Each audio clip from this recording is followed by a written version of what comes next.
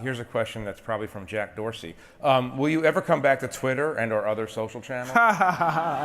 No. It's actually from somebody else, not Jack Dorsey. Okay. No. What do you mean? No, no? No, never. Never say never. No, I'm saying never. Really? Yeah. I mean, This is on the record. yeah, I'll never do that again. No, why? Talk about it.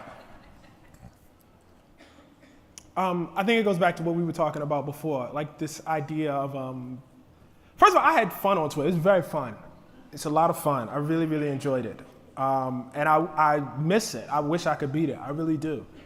But I think part of maturity is understanding what is good for you and what is not good for you.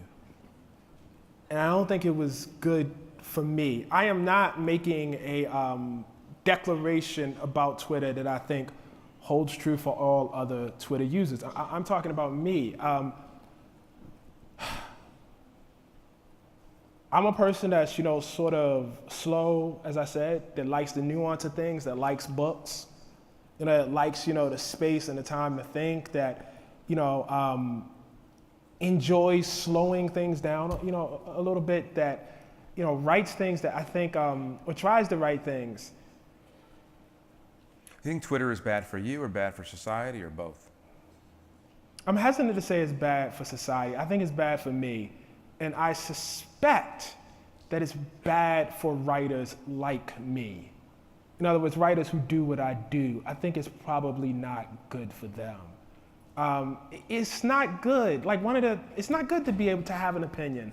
For someone like me, who already has a voice, who already has a platform, it's not good for me to be able to just immediately vent whatever opinion I had while I was drinking coffee that morning with my wife. That's not good. What do I know? Have I thought about it? Have I batted around back and forth? Have I read about it?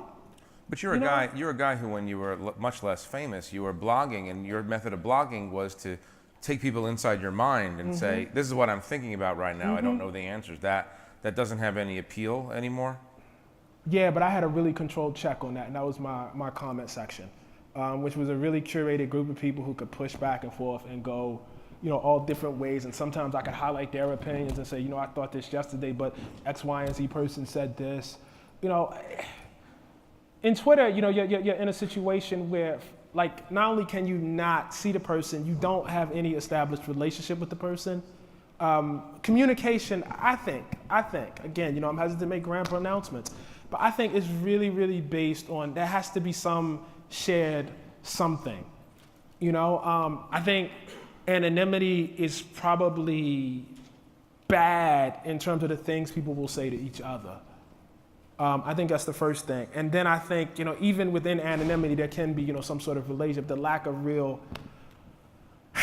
relationship. I think the things, sometimes people say that they would not say if they were sitting next to each other. That's tough. I mean, whatever I write in my articles, you know what I mean? I have no problem saying, to people. You know what I mean? If I wrote something about, President Obama when he was, in office, and I had to go into a room and I had no problem talking to him. I had no problem repeating it at all. I'm a little nervous about it, but I could do it. I could do it. You know what I mean? When you start saying things, about people, calling in a way that if y'all were sitting next to each other, you just wouldn't do it. You just wouldn't do it. I don't know. And I think maybe the platform lends itself to people doing that. Now, maybe there are people with better control, X, Y, and Z. Somebody like me I shouldn't be there.